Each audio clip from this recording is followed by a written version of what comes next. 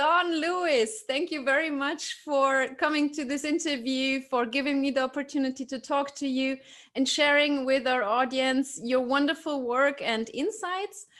I'm very pleased to welcome you this evening. Here in Austria, it's evening. In your place, it's morning in California. Thank you very much for agreeing to this interview. Don Lewis, for our audience, he's a foreign law expert with the School of International Law at the China University of Political Science and Law in Beijing, and also research associate with the University of San Francisco School of Management, China Business Studies Initiative. So he's a professor and he's very experienced in all topics concerning law and China. Today he will talk about the Belt and Road Initiative and different trends that link the European Union, the US and China together. Also about the CAI and different topics that link us together. So I really like this picture of this Belt and Road Initiative we will talk about today, linking the world together a little bit. So Don, please also take the opportunity to introduce yourself a little bit. We know about your current position. Tell us, what is your interest in EU-China relations? What is your experience? What do you do? Well, thank you, Emi, for your very kind introduction, and it's a great pleasure to be on this program. I mean, in terms of my interest in EU-China relations, that stretches back many years, given that I studied Chinese and what was then EEC law at SOAS and the London School of Economics in the University of London in the early 1980s. And then subsequently, I was appointed to the University of Hong Kong Faculty of Law, where I taught Chinese and international economic law from 1986 until 2009. And thereafter returned home here to California at the very kind invitation of Stanford Law School, where I spent 4 years before taking up my current role at the University of San Francisco.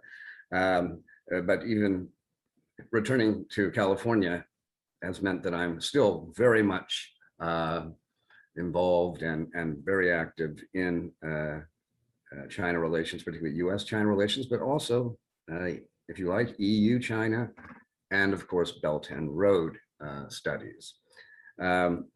Now, EU-China relations in particular, as you know, have in recent years assumed much greater significance given the yawning schism that has arisen between the US and China, especially during the Trump administration. Yes.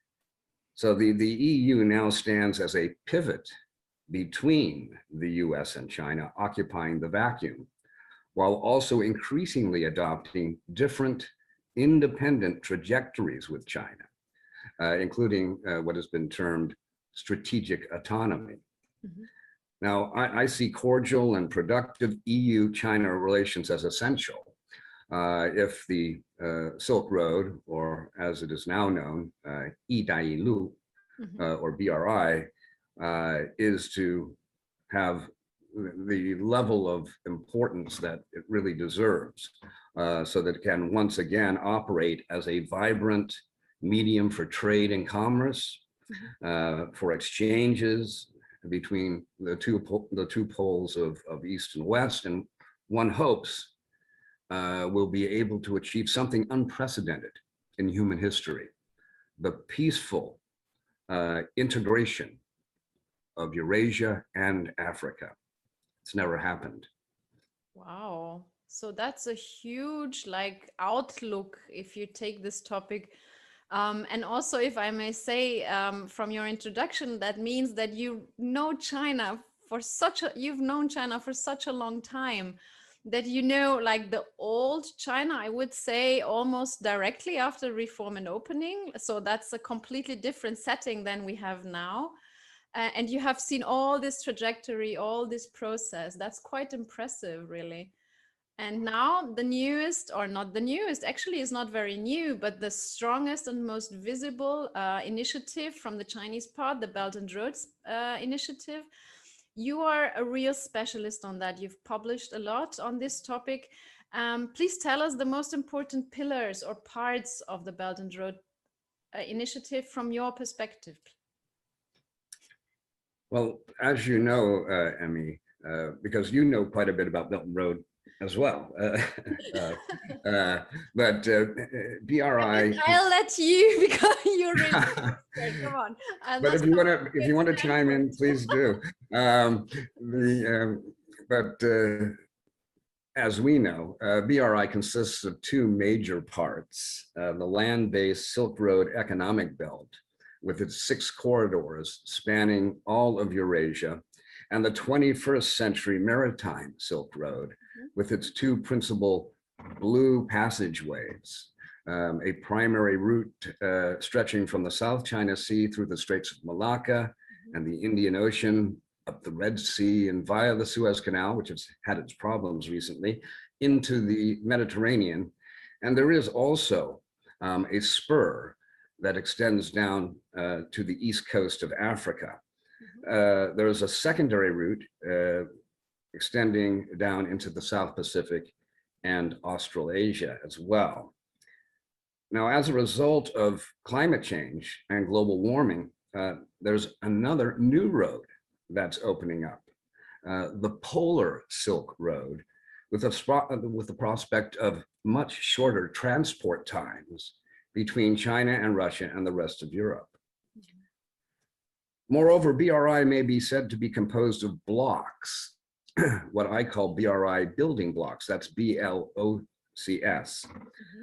From China's perspective, these blocks are ASEAN, the Shanghai Cooperation Organization, or SCO, of Central Asia, the Russian-led Eurasian Economic Union, or EAEU, the Arab Gulf Cooperation Council, or GCC, the Central and Eastern European countries, or CEE 17+1, of course, the EU, and the newly formed African Continental Free Trade Area, or AFCTA. The development of these blocks will, in my view, ineluctably result over time in the regional integration of Eurasia and Africa. Now, BRI started off with about 65 countries.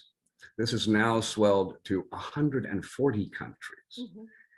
And BRI has, in fact, burst its original banks with participation encompassing all of the continents of the world, including Latin America, but with the sole exception of North America. I just wanted to mention that if we see the newest maps show that it's more or less all over the world except for North America, like US and Canada and Australia. So everything but these 3 major blocks, if you want to say so. I'm sorry, I didn't want to interrupt you. I just think this is very important to stress that actually it's a global thing, except for these 3 players, which is really interesting. Well, I don't know to what extent Mexico's involved, but I mean, we do have another block here. And of course, the United States is right at the center of that block. It used to be called NAFTA and is now called USMCA. And that is a very powerful economic bloc. So it is its own bloc unto itself, and it is not really part of Belt and Road. Australia presents its own special and currently rather peculiar characteristics. But Australia, as you know, did until quite recently have very close relations with China. Yes. Yeah. And I think another point to bear in mind here too, Emi, is that recently Africa has attained considerable prominence with the Chinese investments in Africa, and also Chinese technical assistance, foreign aid to Africa. So Africa is a continent to watch. Definitely.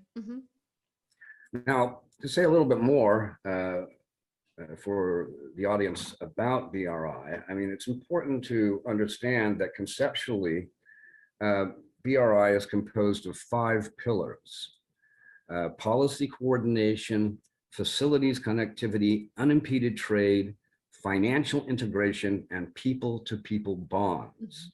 And each of these pillars has its own unique intrinsic value. Policy coordination involves international cooperation with BRI partner countries, UN agencies, and multilateral development banks, among others.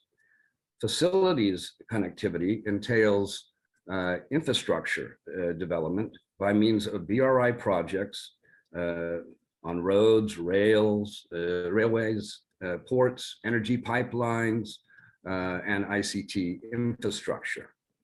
Unimpeded trade refers to the removal of trade and investment barriers, particularly via free trade agreements and MOUs, but it also includes trade and investment facilitation.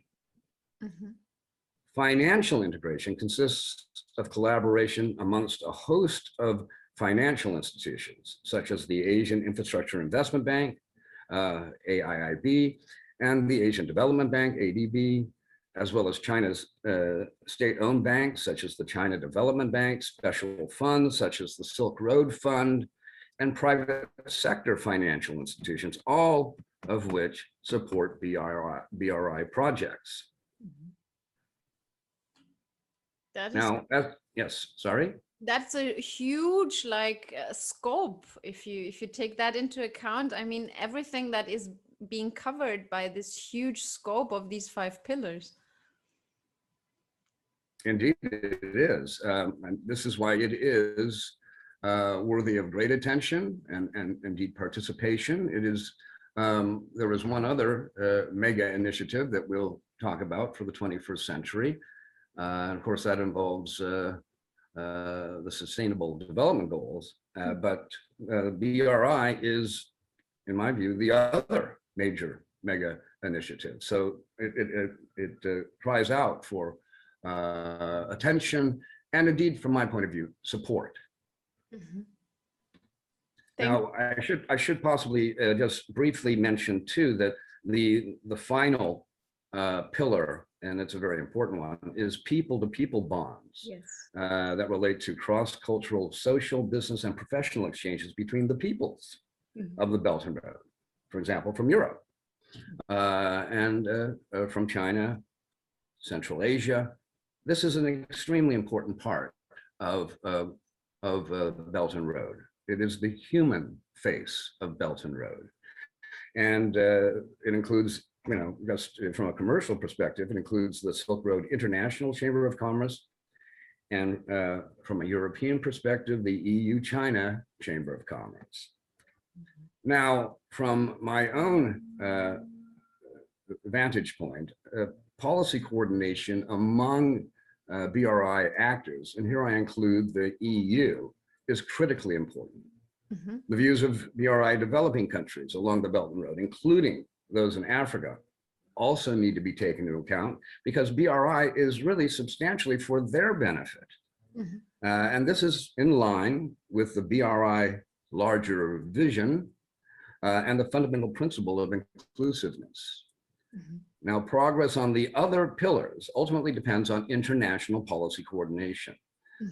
So there needs to be much greater and better communication and policy collaboration between the EU and China, not only at the annual EU-China summit, but through a range of dialogues and operational mechanisms, including CEE, 17+1. This involves, of course, the countries of Central and Eastern Europe working in collaboration, in cooperation with China, and then also the EU-China connectivity platform.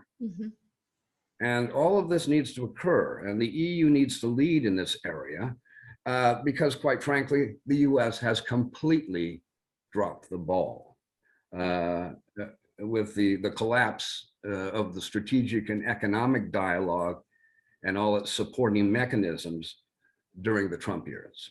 An appalling waste. And anyway, but it does mean that the EU needs to step up and lead.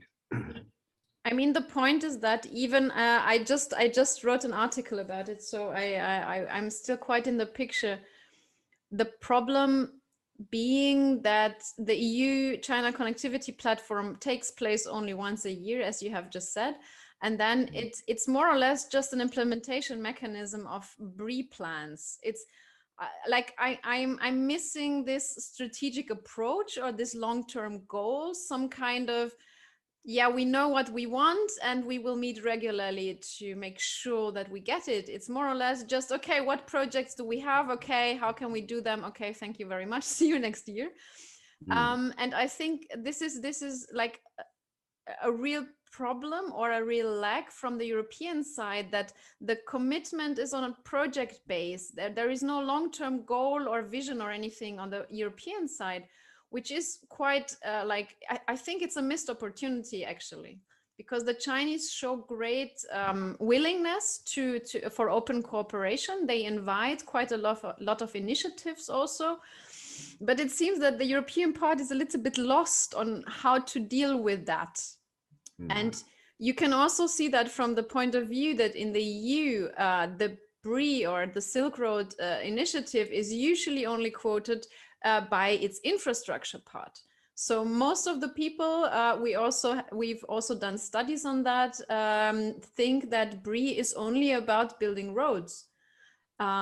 But actually there are so many other parts, and it's a shame that this is not being made more visible. So this is also why this interview was so important for me, to show that the Belt and Road Initiative actually has lots of other aspects that we are just not really aware of. And I should mention, if I could just interject there, yeah, sure. Emi, that you know, I do strongly suggest to Europeans and for the EU, the Commission in particular, to take a much closer look at what the United States did in you know, in saner times, and with regard to the strategic and economic dialogue. I mean, that's an entire blueprint for, you know, the EU deciding what it wants to pick and choose and how it might want to move forward with China from an EU perspective, not just China suggesting things and the US, I mean, sorry, the EU sort of nodding its head, right? So a wonderful blueprint out there, multiple mechanisms, and engaging many aspects of society. So I do recommend that. Yeah, definitely. Thank you for that.